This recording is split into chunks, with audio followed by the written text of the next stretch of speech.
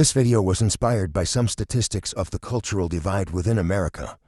The stats were not accurate, but it led me to think about the battle between institutions and retail investors. This video is raw cut and only auto-edited to eliminate filler words which could lead to botched delivery in some areas. But the point should be clear. This is me speaking from a particular situation and personal experience. One should always conduct their own due diligence. What's up, everybody? It's your boy Sacrifice for Riches, and I just want to make a quick video and explain to you how this market is working, especially for new stocks, right? And if you include all white people in America, then it's about 70+%, or 70+%. So no, it's 64%, sorry. But it doesn't matter. What it is about is how the stock market works, right? And I wanted to correlate it for you. So I want you to pay attention to a growth stock that you're interested in and look up the fundamentals and follow it, right? Why? Because if you're following a company with great fundamentals and it has not taken off, there's a reason. You've done your research that the company's great, or it has a good foundation or a good vision or whatever as far as what it's trying to accomplish. And you just have a strong indication all roads point up for this company, but yet it might be suppressed, right? You might see it at $4 or under $10 and held and suppressed under this level for a long time. Well, I want you to pay attention to something. Pay attention to the ownership, right? How much of it is retail and how much of it is institutions? Now, I followed several companies, and early on in my trading journey, I've made some mistakes where I was right on my fundamentals, but I was kind of scared out of my position, and I would sit in the back and I would watch the stock take off, right?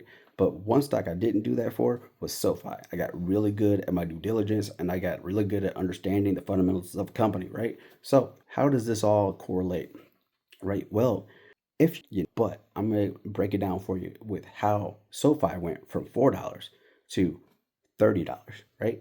And here's the scoop, and this is game, right? So I followed SoFi from when it IPO'd all the way till it failed and it got pushed all the way down to $4 a share. Now, you have to understand that SoFi got pushed down that far despite beating estimates quarter after quarter, despite making acquisitions, despite finding various revenue streams or creating new revenue streams and essentially creating a moat for itself, where it started off as a student loan company, but it survived COVID. It survived the entire shutdown and all that stuff. But yet it was getting pushed down with the rest of the SPACs, right? Despite how well it was doing, right? Even when the stock market started to turn around and start going on a bull run, SoFi stayed suppressed below $10. It ranged from 8, 10 to 4, then 10 to 6, something like that, right? And you were following SoFi. There's a reason why SoFi didn't take off. There was a reason why it was suppressed. That's because the institutions, right, want you to make money, right? They didn't. Here's the thing. I want y'all to pay attention to a new growth stock that you have your eyes on, and then look at the institutional ownership. If retail owns majority of the company, so for instance, SoFi at one point, I want to say retail owned about 70+% of the company, at minimum 67, but I want to say it was well over 70% that was owned by SoFi, because we as retailers, we were early adapters, right? That knew and understood the company and loved the leadership, loaded up, right? And then what happened? What happens when retail investors own majority of something that's good, right? Well, it's kind of a hard time going up. Why? Because you don't have large buyers coming in, right? So what happens, right? Well, news happens, right? Institutions, right? I'm not trying to get sued saying that this is what happens, but I'm speaking from experience. What happened was that you would see various news articles come out and try to false claims as far as like create negative news about SoFi. They would twist some of the earnings and they would highlight the good things, but they would flip it bad. They would tell you about the bad things or the possible problems that could come from however they're positioned. And they did things like this to create FUD in the market, fear, uncertainty, and doubt. They did everything in their power to get retail to sell their shares so that institutions can buy their shares. And then you wonder, well, institutions buying the shares, why isn't the stock going up? Well, because they're in control. They have ways to suppress the stock. There's a back door that happens. What is it called? Not like the black market of stocks. Forgot what it's called. I'm gonna figure it out. I can't remember. I'm losing track now. Darkpools, right?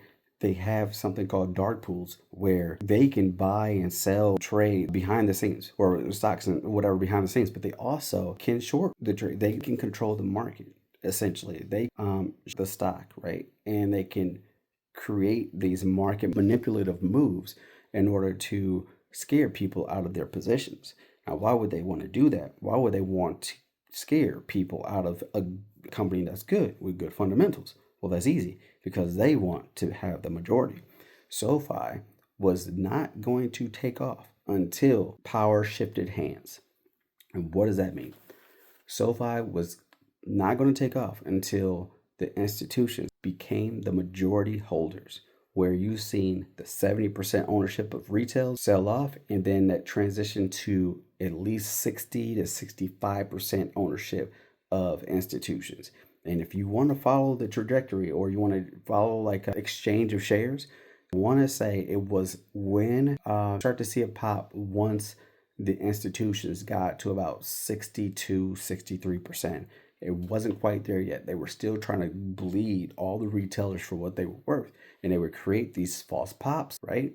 To get people all excited. And then they would tank the stock. That's when you start to see SoFi run up to like and $15. And then it just fell right back below $10, right? And then people would be out of fear, scared out of the positions, and they were just dicing us up. And they kept doing this until they became the majority owners. And then once that happened, once the institutions became the majority holders of SoFi, guess what happened? We seen a $4 stock run up all the way to a $30 stock. And it's not done running. It's absolutely insane how manipulative the market is. But I want to say this. I say that to say this, right? It's very important what I'm about to say to you. When you do your research and you have high convictions and you understand the fundamentals, then you die on that hill, right? This is not financial advice or a suggestion for you to buy, hold, or sell anything, but this is me saying that if you have risk management and you understand what you're doing and you know what you see to be true, don't fall for the shade. Don't get manipulated by this media just because you think that whoever's behind that tweet or behind that journal or whatever, behind article, don't just because if you think that they're smarter than you. That's not the case. That they are manipulative. They're smarter as from a point of manipulation because they understand how our psychology works, right? So don't let somebody's of a post like of negativity like you from all of the positive that you've gathered on the company, because it'll get you smoked, right? You'll be left holding crumbs while everybody's making the bag. So it's very important that you hear me on this. This is game, 100% game. The same thing happened to Palantir when it was at $6 and popped all the way to, I don't even like $100 right now. It's insane. I had the opportunity to make money with that, but I was stuck on SoFi. But it doesn't matter. At the end of the day, it's very important for you guys to do your own due diligence, and don't let somebody shake you out of your position. Okay, leave it at that. I don't think I have anything else to add. We're at 11 minutes. I'm gonna not even edit this video. I'm trying to see if there's something else to add to this, but nah. Just understand that if you own something that somebody else wants to own, then they're gonna find. They have the capital or the means to get you out of your position for cheap, right? They're gonna figure out a way to do it. Oh, also, piece, and that is or analyst ratings. There was a lot of bull analyst ratings being put out on SoFi for a long time. And I'm not going to say their names as far as who the company is or whatever, but every time like a 1-star sale rating came out or somebody had priced SoFi like a share when it was trading at 10 and we had an evaluation at over 15. This is early, right? You can't let that sway you, because all that is somebody being paid to put out a false narrative because they have no integrity and they don't care about their job and they don't care about your pockets. That is what it is. So you can't let somebody else's right trick you or get you out of your position. That's designed to create fear, right? And guess what? If somebody that don't know no better, they see an analyst thinking that they're the professionals, right? They know what they're talking about. Put a 1 star on a stock that you thought was great, right? Guarantee you that person, that retail investor that don't know no better, that has no history of due diligence. Maybe they did due diligence, but they don't understand how the game is played, right? They don't understand when they're being hustled, right? That person's gonna sell out, and then that company, that stock, right, it's gonna run up, and then that same person that got tricked to sell their position, two things are gonna happen. Either A, they're gonna be like, dang, I missed out, and they're gonna be mad, right?